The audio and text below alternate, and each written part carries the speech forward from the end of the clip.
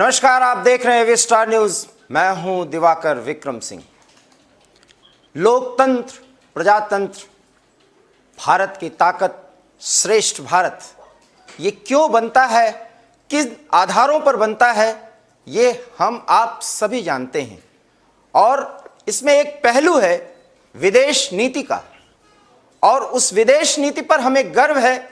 जब हमने दशकीय व्यवहार पर पूरी दुनिया के साथ जब वसुधैव कुटुंबकम की भावना से काम करना शुरू किया, तब हमने एक सिद्धांत पर उसका पालन करना शुरू किया, उस पर आगे बढ़े, और वो सब कुछ हमारे संस्कृति में है। और वो ये है, जियो और जीने दो, और साथ ही साथ नारा ये है, वसुधैव कुटुंबकम। और इसी आधार पर भारत की विदेश नीति 1947 के बाद आगे बढ़ी। इस समय पर विभिन्न पार्टियों की सरकारें रहीं, उनके अपने थॉट प्रोसेस रहे, उसके तहत विदेश नीति बनी। विदेश नीति में एक दौर हमारा तब भी था जब हमने दो ध्रुवीय विश्व व्यवस्था में सिर्फ और सिर्फ किसी एक का पल्लू या पहलू को नहीं पकड़ा। हमने गुटनिरपेक्ष आंदोलन का सहारा लिया। न सिर्फ सहारा लिया, बल्कि उसको मजबूत बनाने में हमने उसका अनुकरण करने के साथ साथ नेतृत्व भी किया। एक दौर तब आया जब जियोपॉलिटिकल सिनेरियो में रणनीतिक सहयोग की दरकार की बात की जाने लगी पूरी दुनिया में, और तब भारत ने भी रणनीतिक सहयोग अर्थात स्ट्रैटेजिक पार्टनरशिप पर भी अपने सिद्धांत को गढ़ा। और उस विदेश नीति पर आज हम चर्चा करेंगे, जिस विदेश नीति में अपने देश के हित के सिद्धांतों के आधार पर सिद्धांत और व्यवहार का एक बेहतर समन्वय करते हुए हम उस नीति पर आगे बढ़ते हैं कि हम कुछ सिद्धांतों के साथ समझौता नहीं करेंगे, लेकिन अपने हितों की अनदेखी नहीं होने देंगे। और भारत की विदेश नीति कमोबेश 75 साल बीत जाने के बाद आज उसी राह पर है जब दुनिया के तमाम बड़े देश हमारे साथ आगे बढ़ना चाहते हैं, हमारे साथ रणनीतिक सहयोग करना चाहते हैं, क्योंकि भारत की अपनी एक ताकत है। और उस ताकत में हर एक समय पर विभिन्न प्रधानमंत्रियों ने, सरकारों ने अपना अपना योगदान दिया। बात यहां तक तो सही, लेकिन जब दलगत राजनीति के आधार पर भारतीय विदेश नीति की व्याख्या की जाने लगे, और उसका व्याख्या करने वाला कोई और नहीं, किसी पार्टी का थिंक टैंक कहा जाने वाला वह व्यक्ति जो सचमुच में विदेश मामलों का जानकार है और कितनी हल्की बात वो करता है, तो उस पर तो चर्चा बनती है। जी हां, मैं बात कर रहा हूं मणिशंकर अय्यर की, जिन्होंने भारतीय विदेश नीति पर टिप्पणी करते हुए क्या कुछ कहा, पहले हम आपको दिखाते हैं।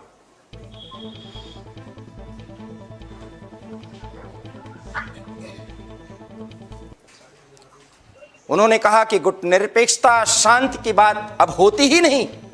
अमेरिकन के गुलाम होकर के हम बैठ गए हैं। किससे बचाओ? वो कहते हैं कि चीन से बचो। 2014 के बाद से रूस के साथ हमारे संबंधों को चोट पहुंची है। अमेरिका के साथ हमारे रिश्तों में कई बार तनातनी हुई, हालांकि रूस के साथ ऐसा कभी नहीं हुआ।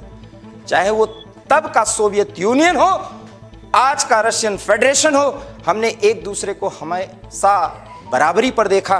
बात तो सब कुछ मणिशंकर अय्यर कह रहे हैं और उसको साबित करने की कोशिश कर रहे हैं, लेकिन वो क्या बात है कि मणिशंकर अय्यर जो कह रहे हैं अपने ही बात को इस विरोधाभासी अंदाज में पेश करने की कोशिश कर रहे हैं, जिसकी व्याख्या और जिसका विश्लेषण वास्तव में होना ही चाहिए। आज हमारे साथ 3 मेहमान हमारे साथ जुड़े हुए हैं, और इस विदेश नीति पर मैं विशेष चर्चा करूंगा, क्योंकि एक पत्रकार के तौर पर विदेश मामलों पर लिखने, पढ़ने, बोलने का दशकीय अनुभव मेरा भी है, और आज मैं उन्हीं मुद्दों पर चर्चा करूंगा। हमारे साथ सीधे सीधे जुड़ रहे हैं कर्नल शैलेंद्र, जो रक्षा मामलों के विशेषज्ञ हैं, विदेश नीति पर बोलते हैं, लिखते हैं, पढ़ते हैं और उसके जानकार हैं। भारतीय जनता पार्टी से हमारे साथ अश्विनी शाही जी जुड़ रहे हैं, जो अपनी बात को रखेंगे, और स्नेहाशीष वर्धन जो कांग्रेस के नेता हैं, प्रवक्ता हैं, वो भी हमारे साथ जुड़ेंगे।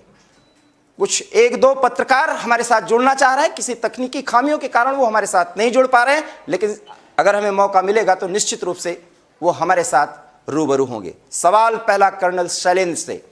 कर्नल शैलेंद्र, आप रक्षा विशेषज्ञ हैं, जियो पॉलिटिकल सिनेरियो को समझते हैं, स्ट्रेटेजिक पार्टनरशिप का जो नया मायने है उसको भी आप समझते हैं। बड़ा सवाल है कि मणिशंकर अय्यर ने जो टिप्पणी की है उसके मायने क्या है, या वो सचमुच में बेमतलब है?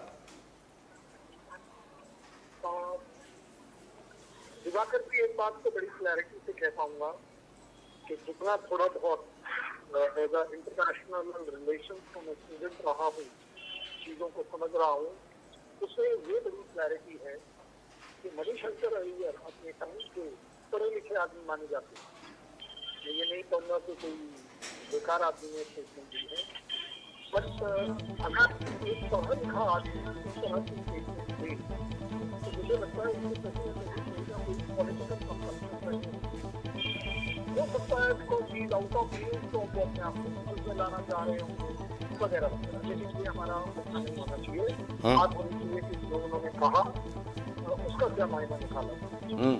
मुझे बताइए, क्या पॉसिबल है किसी भी देश के लिए, इंक्लूडिंग इंडिया और रशिया, कि वो अपने अकेले में ही सारा काम कर दे, वो किसी से कोई रिलेशन ना रखे, किसी से कोई ट्रेड ना रखे, कि आपकी जो तकनीकी हमारी जो टेक्निकल नो हाउ है उसका एक्सचेंज ना करे, पढ़ाई को लेकर बाकी सोशल के ऊपर ना करे। अब आगे बात मुद्दे की बात है कि रशिया और चाइना, रशिया के बारे में तो मणिशंकर अय्यर साहब बात करने का शायद हक में आपने जानता है हमारा रिलेशन बहुत बड़ी स्टेबल है, बड़ा टाइम टेस्टेड बेशक नहीं आ सकता हमारे रिलेशन जी। अब जो लोग बोलते हैं तो अप्स एंड डाउन्स क्या है कि चलिए जी कोई एक ट्रेड से रिलेटेड या कोई एक S-400 से रिलेटेड पेमेंट उन्होंने पहले मांगी, हमने बोला बाद में देंगे जी, वो अटक गए को बाद में देंगे, इसको आप अप्स एंड डाउन मान सकते। बट ये हर कंट्री का हक है, इसी तरह मेरा भी हक है कि मैं उस से मुझे फायदा हो, मेरी जनता को फायदा हो, पूरी ह्यूमैनिटी को फायदा हो, वर्ल्ड पीस के लिए फायदा हो, मैं उसके साथ। और यूएस के साथ रिलेशन, मुझे आपकी बात बता दी 70 साल में कब आपने कोशिश नहीं करी, कांग्रेस वाज देयर और नॉट देयर, कब कोशिश नहीं करी कि हम यूएस से रिलेशन रखें? मुझे बताइए जी। सर मैं यही आपको रोकना चाहूंगा, यही आपको रोकना चाहूंगा, और सचमुच में मैं सहमत हूं। और शायद अभी चूंकि मैं एंकर कुर्सी पे बैठा हूं, नहीं तो मैं विदेश नीति पर इन बातों को पूछता, लेकिन मैं स्नेहाशीष वर्धन के पास चलता हूं। स्नेहाशीष वर्धन साहब, भारत अमेरिका का गुलाम बन गया है? मणिशंकर अय्यर जी ने जो बातें कही है उसे वैश्विक परिप्रेक्ष्य में देखना होगा हमें। मणिशंकर अय्यर जी एक मजे हुए राजनेता हैं, और 2014 के बाद जो हालात बने हैं उसमें जिस प्रकार से उन्होंने कहा है कि भारत जो अपने निर्णय स्वयं लेता था, जो अपने एक सफल नेतृत्व दिया करता था वैश्विक मंच पे, गुटनिरपेक्ष आंदोलन का नेता हुआ करता था जो भारत, आज वो अमेरिका के तरफ बार बार ताकते हुए नजर आ रहा है, बार बार उसके नीतियों के अनुसार अपनी विदेश नीतियों को बदलते हुए नजर आ रहा है। उदाहरण, अमेरिका में जिस प्रकार से रोजगार के लिए भारतीय लोगों को भेजने का कार्यक्रम चलता है, जो जाते हैं ब्रेन ड्रेन हम जो बोलते हैं, उन चीजों को अगर आप देखेंगे तो अमेरिका लगातार भारत के विरोध में नीतियों को बढ़ा रहा है, लेकिन भारत की सरकारें वहां पे दबाव नहीं बना पा रही अपने लोगों को रोजगार के लिए। ब्रेन ड्रेन की शुरुआत कब हुई? देखिए जब भी बातें होती हैं इस वैश्विक परिदृश्य में, जब भी बातें हो रही हैं, तो हमारी जो भी नीतियां हैं, स्नेहाशीष वर्धन जी, आज तक स्नेहाशीष वर्धन जी, अब मेरा सवाल सुनिए, मेरा सवाल सुनिए। इस प्रधानमंत्री ने ब्रेन ड्रेन की शुरुआत इस देश में कब हुई? अब आप तर्कों के साथ बात करिए, तथ्यों के साथ बात करिए। आईटी की जब भी बातें होंगी, आईटी इंडस्ट्री से शुरुआत हुई थी। हमें अच्छी वैज्ञानिक जो पद्धति थी, अमेरिका चूंकि तकनीकी रूप से उन्नत था, तो अमेरिका के लोग जाते थे शोध के लिए। उन लोगों का जैसे अमेरिका के 5 बड़ी कंपनियों का नाम आप जानते होंगे। प्लीज इसको बार बार बताने की जरूरत नहीं है। माइक्रोसॉफ्ट, गूगल और तमाम ढेर सारे, उसमें अगर भारतीय हैं और भारत की ताकत वहां पर बढ़ती है, वो एक पक्ष बनता है, तो भारत गुलाम बन गया। ये ब्रेन ड्रेन की सिर्फ इतनी ही थ्योरी पर आप जाते हैं। या गुलामी की बात करते हैं, कौन सा देश का प्रधानमंत्री था जो जाता था चुनाव प्रचार करने अमेरिका में? बस कौन सा ऐसा देश और हमारे उस देश का राष्ट्रपति चुनाव जीता हो या हारा हो, भारत से समर्थन लेने आया था। आप देखिए, इसमें क्या होता है कि स्तरहीनता का जो एक लेवल हो गया है, हमारे प्रधानमंत्री स्तरहीनता पे उतर गए हैं। आप समर्थन कीजिए, विदेश नीति, प्रत्येक सरकारों की विदेश नीति अपने हिसाब से बनती है, लेकिन अंत में जाके वो गांधी आधारित होती है। इस चीज को समझते नहीं है हमारे प्रधानमंत्री और चले जाते हैं प्रचार करने। मेरी बात सुनिए। अब आपके मणिशंकर अय्यर से भी वरिष्ठ नेता कोई हैं, लगभग 50 बार अपने पत्रकारिता के कैरियर में मैंने उनका इंटरव्यू किया है, और मैं नाम बोलता हूं के नटवर सिंह। आजकल आप मुखर होके बोलते हैं। प्रोफेसर बलराज मधोक का नाम आपने सुना होगा। भारतीय विदेश नीति पर आपके तेज तर्रार, हमारे इस देश की तेज तर्रार महिला और लौ महिला जिनको कहा जाता है, इंदिरा गांधी को भी संसद में बैठा दिया करते थे। भारतीय विदेश नीति की धार इतनी कुंद हुई, इतना तो बलराज मधोक नहीं बोले थे। मैं भी आपके साथ तर्कों के साथ बात कर रहा हूं। जिस गुटनिरपेक्ष आंदोलन की भूमिका पर मणिशंकर अय्यर इतना बोले हैं, उस गुटनिरपेक्ष आंदोलन की प्रासंगिकता आज अन्य देशों में कितनी है? आपके पास इसका उदाहरण है? मैं ये पूछना चाह रहा हूं कि जो रूस आपका सबसे विश्वासी था, जिस कार्यक्रम में ये बातें बोली गई हैं, रूस का जो भारत रूस मैत्री संबंधों के बारे में जहां चर्चा हो रही थी, वहां बोली गई है ये बातें। इस बात को भी ध्यान देना होगा कि जब रूस के बारे में बोला जाता है, रसिया ने, यूएसएसआर ने भारत के दुर्दिन में भारत का सहयोग किया, और यही अमेरिका जिसकी पक्षकारी कर रहे हैं अभी भारतीय जनता पार्टी। फिर सुनिए। अब तो आपको हम भारतीय जनता पार्टी के लिए पत्रकारिता करते हुए लगेंगे। अगला सुनिए। अब आपके पास भी तर्क जाना चाहिए, मेरे पास भी तर्क हैं। अभी अफगानिस्तान के मुद्दे पर 10 देशों के साथ भारत की बैठक थी। उसके पहले रूस के राजधानी मॉस्को में एक बैठक हुई थी। वहां भी भारत की जरूरत महसूस की है रूस ने। कैसे कहते हैं, संबंधों की परिभाषा जो आप कर देंगे वो मान लिया जाएगा। संबंधों की तो परिभाषा जनाब इतिहासों से निकाला जाता है। इतिहास हमारा भारतीय एक संप्रभुता वाला इतिहास रहा है। इस तरीके से अगर टुकड़ों में बांट के इतिहास को पढ़ा जाएगा तो निश्चित तौर पे आप किसी मकाम पे भी नहीं पहुंचेंगे इन बातों का। और जब बातें होंगी तो उस अमेरिका की पक्षकारी आप कर रहे हैं जो अफगानिस्तान में फेल होके आ गया, या उस तोड़ दीजिए संबंध। आपकी सरकारें तो थी। बात कर रहे हैं जो आतंकवाद में सुनिए, एक अच्छी नीति नहीं बना पाता है। सुनिए आपकी सरकार तो थी, आपकी सरकार तो थी, डॉक्टर मनमोहन सिंह थे उस समय। वहां का राष्ट्रपति कौन था और किन मुद्दों पर आपने क्या बोले थे, हम बोले। खैर, हमारा काम आपकी कमियों को उजागर करना नहीं है। सुनिए अब आप प्रचार करने नहीं जाता। सुनिए एक शब्द में, सीधे शब्दों में मैं ये बोल रहा हूँ। खैर, भारतीय जनता पार्टी के नेता से भी बातचीत हो जाए। क्या स्थिति आपने बना दी कि मणिशंकर अय्यर को अब यह भी कहना पड़ रहा है कि भारत तो अमेरिका का गुलाम बन गया? अश्विनी साई साहब। मणिशंकर जी कोई पहली बार ये वक्तव्य दे नहीं रहे हैं, और अभी कर्नल साहब ने कहा कि एक पढ़े लिखे व्यक्ति हैं। कई बार देखिए, इनको मजा आता है पाकिस्तान में बैठकर हिंदुस्तान की बुराई करना। आज हिंदुस्तान की बात, जहां ये एक सोची समझी साजिश है, दिवाकर जी इसमें देखना पड़ेगा कि सिर्फ और सिर्फ आज का जो ये वक्तव्य आ रहा है, जो काम हो रहे हैं, ये मोदी जी की बढ़ती हुई ताकत को दबाने के लिए कि हम कहीं पूरे देश में कहीं इतिहास हम ना बन जाएं, इस वजह से कुछ न कुछ लोग बोलते रहते हैं। कोई किताब लिखकर अपने ही पार्टी पर सेल्फ गोल कर रहा है, कहने की जरूरत नहीं है, क्योंकि आज दूसरी चीज पर आपने रखा है डिबेट। आज मणिशंकर जी कह रहे हैं भारत गुलाम बन गया अमेरिका का। अरे भाई, जब आपके सुंदर पिचाई वहां जाकर एक बड़े पद पर बैठते हैं तो बड़ा अच्छा लगता है। इंदिरा नूई रहती है तो बड़ा अच्छा लगता है। लगभग 1.5 लाख बच्चे उच्च शिक्षा में हर साल जाते हैं वहां, तो बड़ा अच्छा लगता है। वहां पर सर्वधर्म समभाव 51% हमारे वहां के लोग हिंदू हमारे बसे हुए हैं, मुस्लिम 10% बसे हुए हैं। इस सब लोग जाकर बसे हुए हैं। एक हिंदुस्तान को एक आलम मिलता है। माइक्रोसॉफ्ट के 34% से ऊपर कर्मचारी हिंदुस्तानी हैं। आप इंटेल के 17% से ऊपर कर्मचारी हिंदुस्तानी हैं। एक कंपनी की बात नहीं कर रहा हूं। वर्धन साहब, इन डाटास का जो तर्क प्रस्तुत किए जा रहे हैं, असहमत होंगे आप।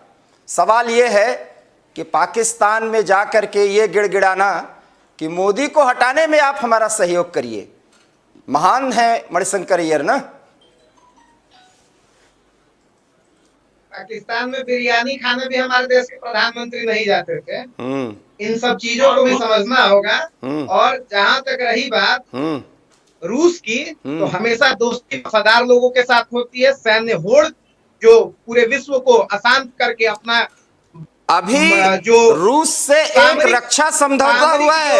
सवालों का जवाब दीजिए। रूस से एक रक्षा समझौता हुआ है और अमेरिका नाराज है। भारत कह रहा है कुछ नहीं, जो मुझे करना है वो तो करेंगे।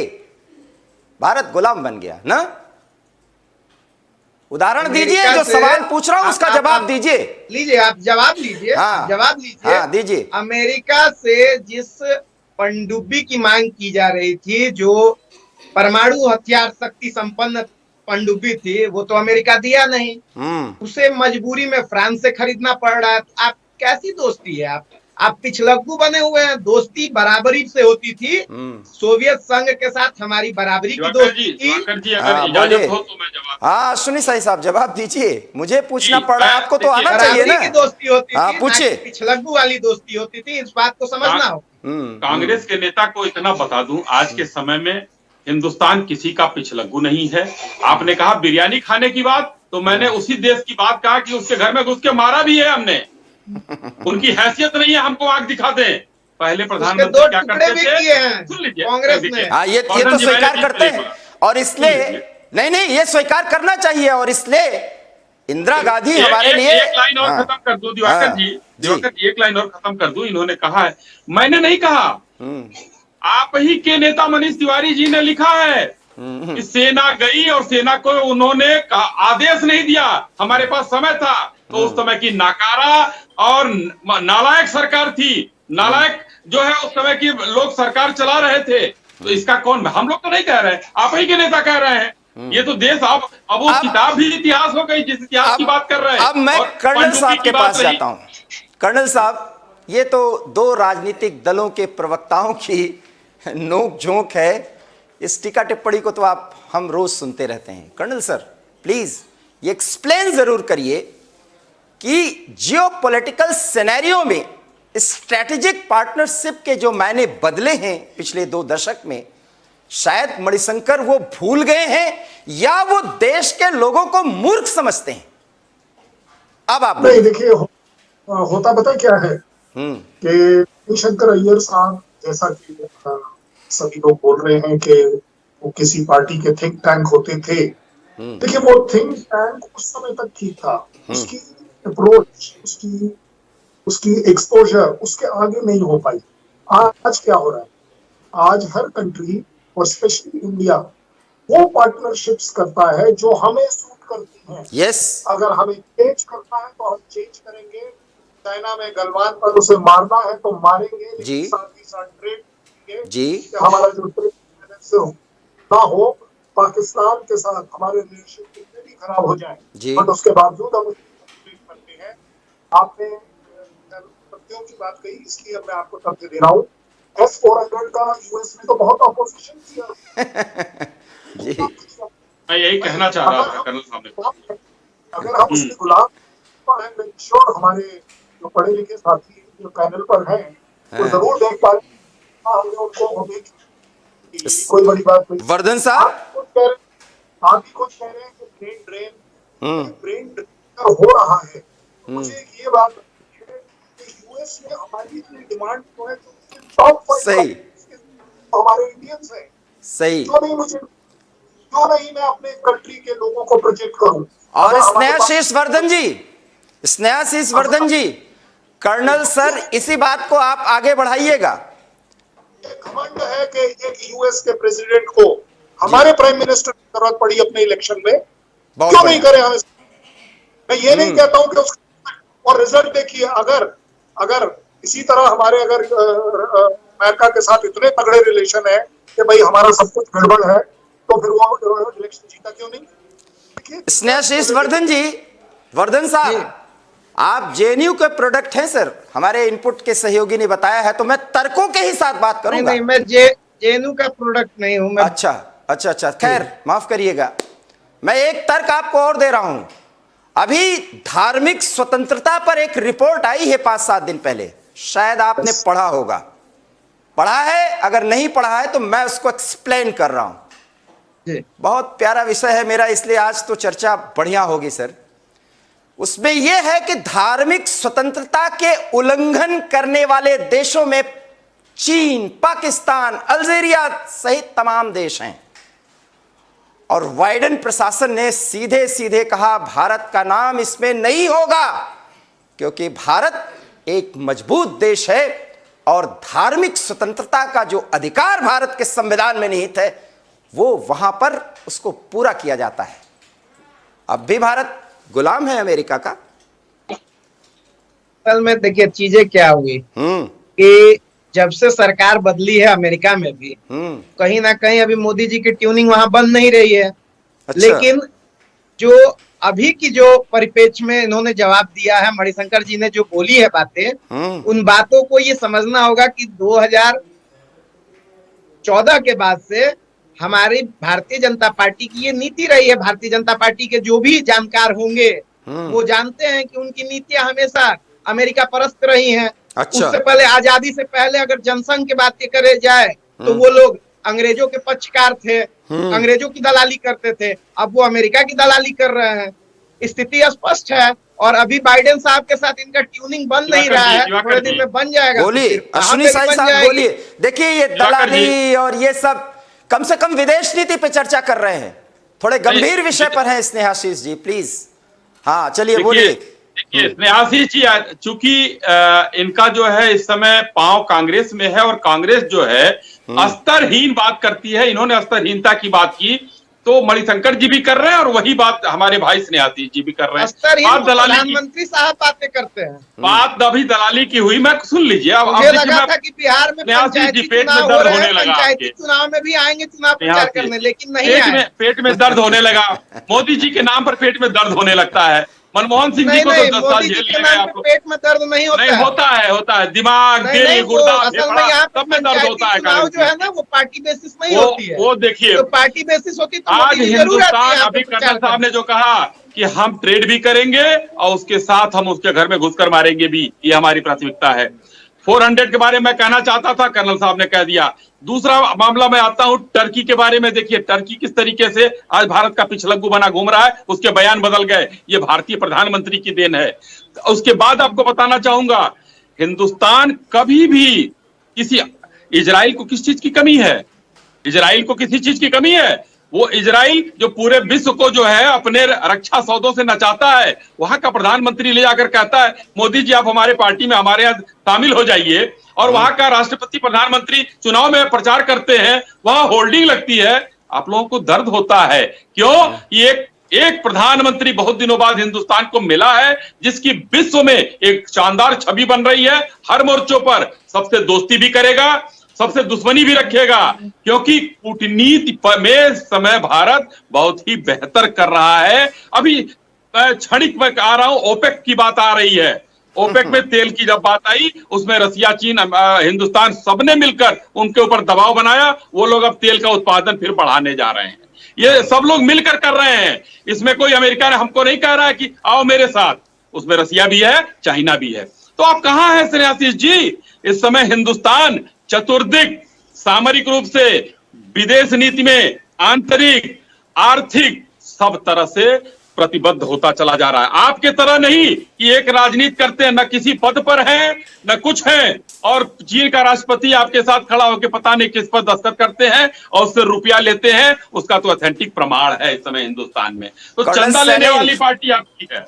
कर्नल शैलेंद्र सर, एक सवाल बनता है, चीन का भी जिक्र किया मणिशंकर अय्यर ने जी। चीन की बात तो प्रधानमंत्री करते हैं कि चीन से दूर रहना है, लेकिन चीन चीन चीन, और किस स्थिति में आ गया? क्या कहना चाह रहे थे वो चीन के बारे में? नहीं, देखिए, चीन का इंटरप्रिटेशन मेरे ख्याल उन्होंने गलत कर। हमें चीन से कोई मतलब नहीं, हमें देखो मेरा देश क्या चाहता है। कर्नल शैलेंद्र की आवाज हमारे तक नहीं पहुंच रही। मेरे ख्याल आवाज नहीं है। कर्नल शैलेंद्र की आवाज नहीं आ रही। हम प्लीज पीसीआर टीम से कहेंगे उन्हें कनेक्ट करने की कोशिश करें। बात स्नेहाशीष जी, मैं आपसे फिर करता हूं। स्नेहाशीष जी, कार्स्टा का नाम आपने सुना होगा जी, फिर से। अमेरिका किसी एक लिस्ट में रखता है जब उस पर दबाव बनाना होता है, प्रतिबंध लगाने होते हैं। सुना है? कीजिएगा, सवाल एक बार फिर से दोहराइएगा। सवाल यह है कि अमेरिका अगर किसी को उसके औकात बतानी होती है बहुत साधारण शब्दों में, तो एक लिस्ट बनाता है वो, और उसमें एक कार्स्टा, अब आप समझ गए जो मैं बोल रहा हूं, उस लिस्ट में जब रखता है तो वो टाइट करता है उस देश को कि मेरे तरीके से काम करो, नहीं तो फिर तो यही होगा जो मैं चाहूंगा। और भारत को उस लिस्ट में रखने की हिम्मत नहीं है। इसी S-400 के डील के संदर्भ में मैं आपको बता रहा हूं। फिर भी भारत अमेरिका का गुलाम है। कुछ कहना चाहेंगे आप? अभी लगता है कि हमारे मेहमानों से हमारा संपर्क नहीं हो पा रहा है, तब तक हम आपको ये जरूर जी। I can hear you. हाँ सर, कर्नल शैलेंद्र की आवाज मेरे तक पहुंच चुकी है। आप फिर से चीन से रिलेटेड सवाल जो पूछा था, उसे जी आप, हाँ, चाहिए, बहुत दम चाहिए आपको कि आप यूएस, रशिया, चाइना के या तो खिलाफ जी बात बोल पाए या काम कर पाए। आपने ऐसी साल पैदा करी है गलवान में, चीन को कम से कम 2000 साल तक याद जी। 23 देश जिनके साथ चीन का बॉर्डर डिस्प्यूट है, तो 23 देश मोटिवेटेड फील कर रहे होंगे कि अगर इंडिया करके दिखा सकता है तो हम क्यों नहीं कर सकते? बिकॉज आपने पहली बार चाइना को चैलेंज कर दिया, नहीं भाई, तो हम अपनी इलाका जो कर लो, आपको जब की अगर कंपटीशन करना है तो वो कंपटीशन आप हमसे जीत नहीं पाओगे। मेरा हर सिपाही जान देने का जज्बा रखता है, जान देने की होड़ रखती है, तो हम करेंगे आगे बढ़कर इसको। बस सर, यही रोकूंगा। स्नेहाशीष सर, आपकी बातों को का विश्लेषण भी होना चाहिए। स्नेहाशीष वर्धन जी, ये कोई भारतीय जनता पार्टी के नेता नहीं है, ये रिटायर्ड कर्नल हैं, और जिस गलवान घाटी की बात कर रहे हैं, सैल्यूट इन कर्नल को कि वहां भी पोस्टेड रहे हैं। आपको पता है इनकी प्रतिक्रिया में तो दम है कि चीन भी हमारी सुनता है। अब आप बताइए। भारतीय सेना, भारतीय सैनिकों का कांग्रेस पार्टी और देश का प्रत्येक इंसान सम्मान करता है। और जहां तक शैलेंद्र सर की बातें हैं, मैं खुद बताना चाहता हूं कि मेरे भी बड़े भाई एयरफोर्स में हैं, क्योंकि तो इन सब चीजों को मैं देखता हूं जब भी, तो समझ में आता है इन चीजों को। ये दर्द जो निकल के आता है, हमारे सैनिक, बहादुर सैनिक लगातार सीमाओं पे हाड़ कपा देने वाली ठंड में खड़े होकर लड़ाई लड़ते हैं। मैं उनको सैल्यूट करता हूं। उनकी प्रत्येक जो रणनीतियां होती है उनकी, चूंकि सेना की जो नीतियां होती हैं वो सेना भी खुद स्वयं भी बनाती है स्थितियों के अनुरूप। तो सैनिकों का सम्मान होना चाहिए, सैनिकों के जज्बे का सम्मान होना चाहिए। और देश की जब सरकारों के साथ क्या स्थिति है। 65 की लड़ाई हमने लड़ी, 62 की लड़ाई हमने लड़ी, 71 की लड़ाई हमने लड़ी, कारगिल की लड़ाई हमने लड़ी, तमाम लड़ाइयां लड़ी। ठीक है। और सेना ने हमेशा से देश का मान सम्मान ऊपर रखा है। और जब बातें होंगी नीतियों पे, 1971 की लड़ाई इंदिरा गांधी के नेतृत्व में लड़ी गई और हमने बांग्लादेश प्राप्त किया। इस सत्य से कोई इनकार कर सकता है क्या? जिस मुद्दे पे भी हम लोग बात ना, पहले इस सवाल का जवाब दीजिए, इस सवाल का जवाब दीजिए। मैं ऐड ऑन करना चाहूंगा, एक चीज ऐड ऑन करना चाहूंगा कि 1971 में यही अमेरिका था जो भारतीय सेना पे, भारतीय शासन पे दबाव बनाने के लिए अपनी पनडुब्बी बंगाल की खाड़ी में भेज देता है। मेरे इस सवाल का जवाब देंगे आप? था हमारा जो विरोध किया, आके खड़ा हुआ वहां पे। इन सब चीजों को भी समझने की वर्धन साहब, इंदिरा गांधी के नेतृत्व पर कोई सवाल उठा सकता है क्या 71 की भूमिका में? नहीं ना। नहीं। और अगर नहीं तो कारगिल की लड़ाई में प्रधानमंत्री वाजपेयी का नेतृत्व, और जब हमने पाकिस्तान में घुस करके मारा तो प्रधानमंत्री मोदी की तारीफ, क्या यह भाजपा का समर्थन है या भाजपा के लिए पत्रकारिता करना हुआ? कारगिल नहीं, मैं ये आपको नहीं बोल रहा हूं, मैं भी पत्रकारिता कम्युनिटी से आता हूं, मैं भी शोध छात्र हूं, पीएचडी कर रहा हूं मास कम्युनिकेशन में। पत्रकारिता को जब मोदी मीडिया कह के दुत्कारा जाता है तो मैं ये सोच के डर जाता हूं कि आने वाले दिनों में जब मैं क्लास लेने जाऊंगा तो बच्चों को किस तरीके से, उनके अभिभावकों को किस तरीके से मैं आश्वस्त करूंगा कि पत्रकारिता समाज का आईना होगा, इन चीजों को। लेकिन इसके लिए पत्रकारों को भी अपनी जिम्मेदारी समझनी होगी। तो क्या तरीके से क्या जिम्मेदारी आप समझा रहे हैं? क्योंकि ये दुख होता है, हमें तो अपने देश पर गर्व है। सुन लीजिए सवाल सुनिए, सवाल सुनिए।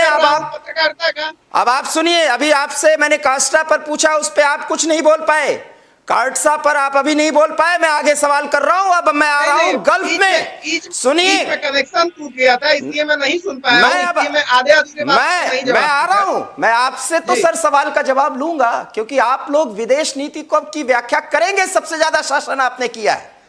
मैं तो आपसे सवाल ये कर रहा हूं कि गल्फ के देश, बहुत विश्वास है ना कि ये तो नफरत की राजनीति है, इस्लामिक समाज हमारे साथ किस तरह से है, इस्लामिक देशों के साथ भारत के संबंध कितने अच्छे हुए हैं, इसका भी मैं उदाहरण पेश करूं क्या? फिर भी भारत अमेरिका का गुलाम है। इस्लामिक देशों के साथ संबंध अच्छे हुए हैं, इस बात को अगर आप एडमिट कर रहे हैं तो उन्हीं इस्लामिक लोगों के साथ देश में किस तरीके की स्थिति होती है, इसको भी आप नेग्लेक्ट नहीं करेंगे। अच्छा, इन चीजों को समझना होगा। तो फिर देखिए कांग्रेस के साथ क्या है, देखिए कांग्रेस की नीतियों को समझना होगा। भारतीय जनता पार्टी के पैरोकारी करने वाले लोगों के लिए कांग्रेस की नीतियों को भी समझना होगा। जब कांग्रेस ने आजादी की लड़ाई लड़ी थी, मेरे सवाल का जवाब नहीं हुआ, मेरे सवाल का जवाब नहीं दिया। 1971 में हमने बांग्लादेश ले लिया, पाकिस्तान को तोड़ दिया, नेतृत्व इंदिरा गांधी कर रही थी। कोई सवाल उठा सकता है क्या? शब्दों पे ध्यान दीजिएगा, ले लिया नहीं, उसे संप्रभु राष्ट्र बनने के का हम लोगों ने उसमें मदद किया। मेरे सवाल का जवाब ये नहीं है। मैं शब्द और वाक्य ठीक करूंगा, पहले आप इसका जवाब दे दीजिए। कोई उस श्रेय को छीन लेगा क्या? चीन अरुणाचल में आके गांव बसा रहा है। नहीं, मेरे सवाल का जवाब ये नहीं हुआ, ये जवाब नहीं हुआ। पहले हाँ या ना में दीजिए। दिवाकर जी, हाँ, क्या वो सही है? दिवाकर जी, मैं आना चाहता हूँ। स्नेहाशीष जी, आज आप तर्क करते रहिए, मैं आपसे हाँ ना तो बुलवा के रहूंगा, और नहीं तो आप अपनी बात रखते रहेंगे और वही बस प्रवक्ता के तौर पर बोलते रहेंगे। 1971 का जो मैं जिक्र कर रहा हूं उस पर हाँ या ना में जवाब दीजिए, और फिर मेरे सवालों को सुनिए। आपने 71 का जिक्र किया, हाँ, 98 का भी जिक्र किया, हाँ, 98 का जब कारगिल युद्ध का आपने जिक्र किया, 99 जब हमारा कारगिल वाला जो मामला आया, उस दौरान भी आपको देखना होगा कि कारगिल में जो विदेशी पाकिस्तानी हैं वो आके वहां पे जम गए थे। अच्छा। यानी आपकी देश की नीतियां क्या रही होंगी उस वक्त? प्रधानमंत्री बहुत मजबूत प्रधानमंत्री थे उस वक्त, लेकिन सवाल 71 फिर की कर लड़ाई दूं? में कौन सी लड़ाई थी? सवाल फिर कर दूं? दोनों लड़ाइयों में अंतर फिर कर दूं? बैठे हुए हैं, 1962 में, अधिकारी रहे हैं, 1962 पर वो बता देंगे आइए, इन चीजों को। मेरे अंतर सवालों स्पष्ट का कीजिए। जवाब दीजिए स्नेहाशीष जी। 1962 में हमारे पास लड़ने के लिए राइफल भी नहीं थी, हैं? उसका भी श्रेय तो लेना पड़ेगा सर, आपको नहीं लेंगे? बिल्कुल। हाँ, तो इसलिए श्रेय मिलता भी है, आलोचना जहां होनी चाहिए वहां होनी चाहिए। और तब तो किसी ने नहीं कहा कि नेहरू जी चीन के गुलाम बन गए, इस देश को चीन का गुलाम बना दिया, किसी ने कहा बिल्कुल था? नहीं बने। तो फिर बिल्कुल नहीं बने। मणिशंकर अय्यर बिल्कुल नहीं बने। तो नहीं बने ना, तो आपने कैसे कह दिया कि भारत अमेरिका का गुलाम बन गया? जिस गांधीवादी विचारधारा के साथ हमारी विदेश नीति अहिंसा पे आधारित बनी थी, उन चीजों को आज भी नकारा नहीं जा सकता है। इन बातों को नकारा नहीं जा सकता है। मैं सर बैठे हैं, शैलेंद्र सर बैठे हैं, मैं उनसे एक सवाल चाहूंगा, मेरी भी जिज्ञासा है, चूंकि मैं उनसे एक सवाल पूछना चाहूंगा, क्या 71 की लड़ाई, 62 की लड़ाई और 1998 की लड़ाई को एक तराजू पे तोला जा सकता है क्या? कर्नल शैलेंद्र सर, आप जवाब दें। और मैं आपको आज बड़ी जिम्मेदारी से कहता हूँ, बिल्कुल तोला जा सकता है। लड़ाई लड़ाई है। इंडियन आर्मी किसी पार्टी की लड़ाई नहीं लड़ती, वो अपने गवर्नमेंट की लड़ाई लड़ती है, वो अपने देश की लड़ाई लड़ती है। अब अगर आप ये कहें कि 71 की लड़ाई में हमारा जाबाज जो सिपाही था उसमें जज्बा ज्यादा था या अब कम था, नहीं सर, बिल्कुल नहीं। इस बात को बोलना भी, ये बात बोलना निश्चित तौर पे देशद्रोहिता है मेरे नजर में। बोला जाए या नहीं बोला जाए, लड़ाई लड़ाई है और बिल्कुल शिद्दत से लड़ी जाएगी। मैं आपको बता रहा हूँ, परिस्थितियों पे मैंने बात किया था, लड़ाई पे बात नहीं किया था। क्या उन लड़ाइयों को परिस्थिति पे मैं पूछ रहा हूँ आपसे, ये जिज्ञासा है। परिस्थिति, मैं पाकिस्तान के 13 चैनल्स पर हूँ, 13 चैनल्स पर, और मैं वही अफसर उसने कारगिल वॉर में आर्टिलरी की गन से अपना नाम लिख के शेल का ऊपर और फायर किया कि चल भाई मेरे नाम का ये जो बम है।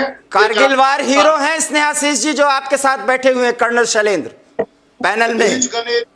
छैनी कुंड गनेरिया फेमस है इस बात के लिए कि वहां से अगर हम बोलते थे 1 राउंड गन फायर तो हमारा जज्बा होता था, हम 2 राउंड निकाल देते थे। हालांकि बहुत स्ट्रिक्ट डिसिप्लिनरी एक्शन हो सकता है हमारे खिलाफ, लेकिन उस समय जज्बा था।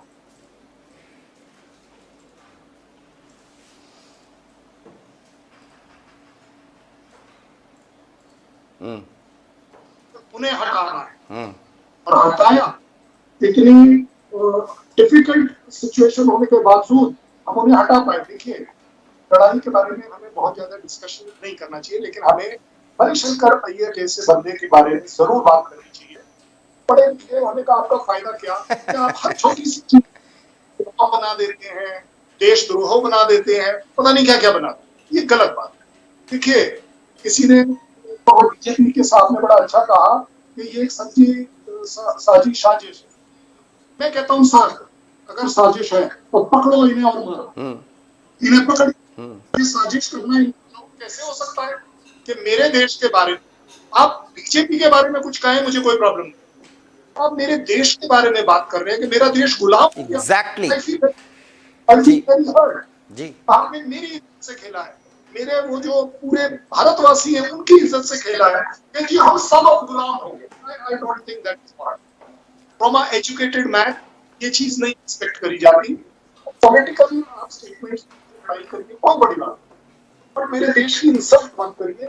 स्नेहाशीष जी, आपने कि आप ऐसे लोगों के खिलाफ एक्शन लीजिए। रिटायर्ड कर्नल की ये प्रतिक्रिया सुन लीजिए, कम से कम वो गोदी मीडिया के पार्ट नहीं है।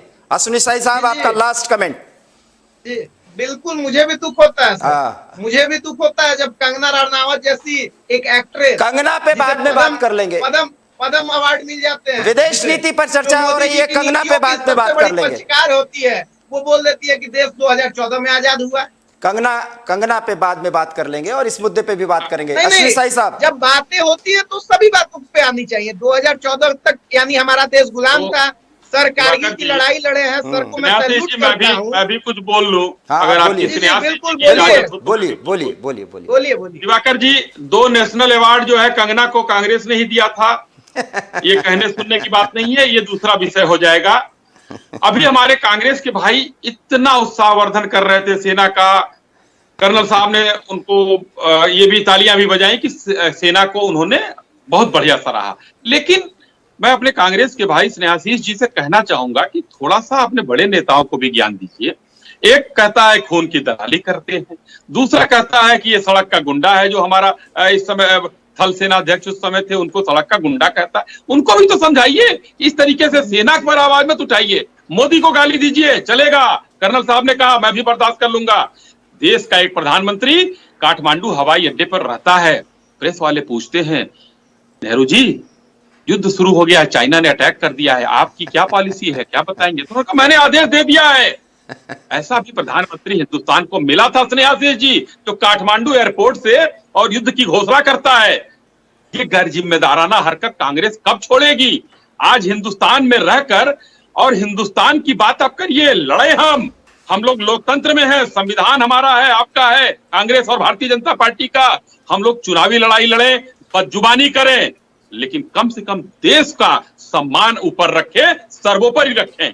हमारे आपके लड़ने में कोई नहीं रोकता है हमको आपको। हम लोग लड़े, चीखे, चिल्लाएं, स्तरहीन हो जाए, ऊपर स्तर से उठ जाए, कोई मतलब नहीं। लेकिन जब देश की बात आती है तो हमको एक होना चाहिए, क्योंकि हमारा झंडा एक है, हमारी सेना एक है, हमारी भारत माता एक है। इसलिए मैं ये कहना चाहूंगा कि थोड़ा सा आप कांग्रेसी नेताओं को देखिए और समझाइए उनको कि भारत के बाहर जाकर, पाकिस्तान में बैठकर, चाइना में बैठकर इस तरीके की जो घटनाएं करते हैं लोग, उसमें उनका बड़प्पन नहीं होता है, उसमें उनके देश के लोग ही उनको गाली देते हैं। और हमारा जो वीर सिपाही बंदूक लेकर खड़ा होता है सीमा पर, वो कहता है कि मैं तो मर रहा हूं, और ये मतलब अब वो कर्नल शब्द सर, आप असंसदीय हो कुछ कहना जाएगा। चाह रहे हैं? मैं नहीं कुछ कहूंगा जी। मोदी जी जब बिरयानी खाने चले जाते हैं तो सेना का मनोबल क्या होता होगा? कर्नल उनके साहब- घर में जब घुस के मारते हैं तो सेना का मनोबल क्या होता है? कर्नल सर, नहीं, नहीं, वो तो- हम वो- सो के वो उठते तो हैं सेना की और नीति न्यूज़ रही है। मिलती है कि वो तो 300 सेना की लोग मार नीति दिए रही है। गए। आप इतिहास देना क्या- हमारी शैलेंद्र, फ्रेंडशिप जरूर है, तथ्यहीन बातें लेकिन मत अगर कीजिए, लास्ट तथ्यहीन कमेंट बातें मत आपका, उंगली कीजिए। किया क्योंकि जाए यहाँ वो- तो मैं बिरयानी आपको से, तथ्यहीन बातें सुन मत लीजिए, कीजिए। नहीं। यहाँ दुश्मन बिरयानी देशों से ऊपर बात ही नहीं जाती, और वही रटी रटाई बातें। सर सही बताऊं कर्नल सर, मुझे तो मजा भी नहीं आता, मुझे पता होता है कि कोई प्रवक्ता क्या बोलेगा। आप बोलिए सर, कुछ तो मैं बोलिए, सिर्फ- दिल को सुकून मिले। आप सब लोगों से एक ही गुजारिश करूंगा, not country, not my country, जी she is just person like you. आपकी और मेरी तरह एक आम इंसान है, वो गलती कर सकते हैं, वेस्टेड इंटरेस्ट के लिए करे, किस वजह से करे मुझे नहीं पता। लेकिन मैं आप सबसे रिक्वेस्ट करूंगा कि इंडियन आर्मी दिल में लीजिए, इंडिया फर्स्ट, राइट, ऑलवेज, बिल्कुल। हमेशा इंडिया फर्स्ट। मैं इंडिया के बारे में ना सुनूंगा, और अगर बाई चांस वो मेरे पार्टी का भी है तो मैं गट्स रखूंगा कि जी मैं उनकी स्टेटमेंट के साथ नहीं, इंडिया को मैं नीचे ले आऊंगा गुलाम। अब आप बहुत बात करें, और वो भी पढ़े लिखे आदमी से।